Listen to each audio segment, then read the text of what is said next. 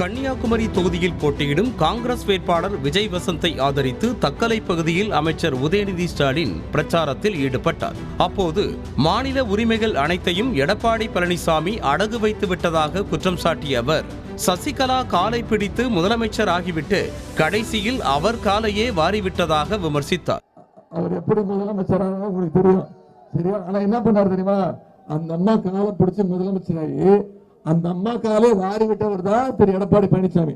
திரு பாதம் தாங்கி பழனிசாமி இருக்காருல்ல, அவரு சசிகலா அம்மா காலை மட்டும் வாரி விடல, மாநில உரிமைகளுடைய அத்தனை உரிமைகளையும் விட்டு கொடுத்து பாஜகவுக்கு 4 வருஷம் அடிமையா இருந்து ஒட்டுமொத்த தமிழ்நாட்டு மக்களுடைய உரிமைகளையும் விட்டு கொடுத்துட்டார். தாளவாடி மலைப்பகுதியில் பிரச்சாரம் மேற்கொண்ட நீலகிரி தொகுதி பாஜக வேட்பாளர் எல் முருகன் ஊழலையும் திமுகவையும் பிரிக்கவே முடியாது என கடுமையாக விமர்சித்தார். தேர்தலில் திமுகவினர் கள்ள ஓட்டு போட்டு விடுவார்கள் என்பதால் காலையிலேயே குடும்பத்தோடு சென்று வாக்களியுங்கள் என்று கூறினார்.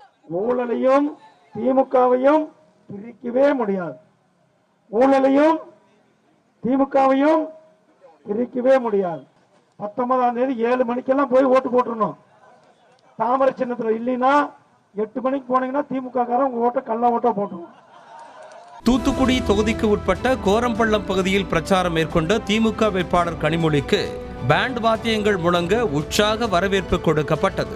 அப்போது தனது 2வது தாய் வீடாக தூத்துக்குடி மாறிவிட்டது என நெகிழ்ச்சி பொங்க பேசினார் கனிமொழி. உங்களை எல்லாம் சந்தித்து உங்கள் கோரிக்கைகளை கேட்டு அவற்றை எல்லாம் என்னால் முடிந்த அளவுக்கு நிறைவேற்றுவதற்கான முயற்சிகளை செய்திருக்கிறேன். இன்று தூத்துக்குடி என்னுடைய 2வது தாய் வீடு என்று சொல்லக்கூடிய பெற்றவராக இருக்கிறேன் என்பதை நான் இங்கே பெருமையோடு பதிவு செய்கிறேன். தேனி அள்ளிநகரம் பகுதியில் பிரச்சாரத்தில் ஈடுபட்ட அமமுக வேட்பாளர் டிடிவி தினகரன் திமுக அதிமுக கள்ள கூட்டணி வைத்திருப்பது உறுதியாகிவிட்டதாக விமர்சித்தார். அத்தோடு நீதிமன்றத்தில் இருக்கும் வழக்கிற்கு தான் ஏன் பாஜகவின் உதவியை நாட வேண்டும் என முதலமைச்சர் மு க ஸ்டாலினிடம் கேள்வி எழுப்பினார். நீதிமன்றத்தில் உள்ள வழக்கில் தப்பிக்க நான் பாரதிய ஜனதா கட்சிக்கு கூட்டணி போக வேண்டிய அவசியம் இல்லை. நான் சொன்னேன்ல, திமுகவும் பழனிசாமி கள்ள கூட்டணி வச்சிருக்காங்கன்னு சொல்றேன்ல, ஊரெல்லாம் அது உண்மையில தெரிஞ்சா.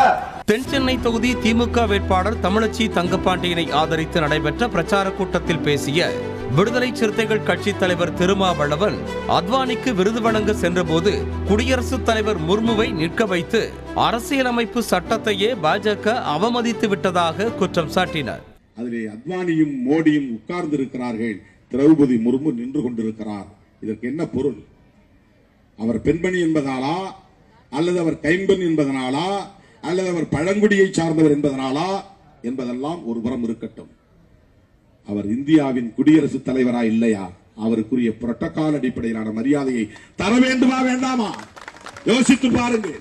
இந்த இடத்திலே திரௌபதி முர்முவை அவர்கள் அவமதிக்கவில்லை தோழர்களே, அரசமைப்பு சட்டத்தை அவமதிக்கிறார்கள். அந்த கான்ஸ்டிடியூஷன் தானே சொல்லுது, அது பத்தி பிரச்சனை இல்லை.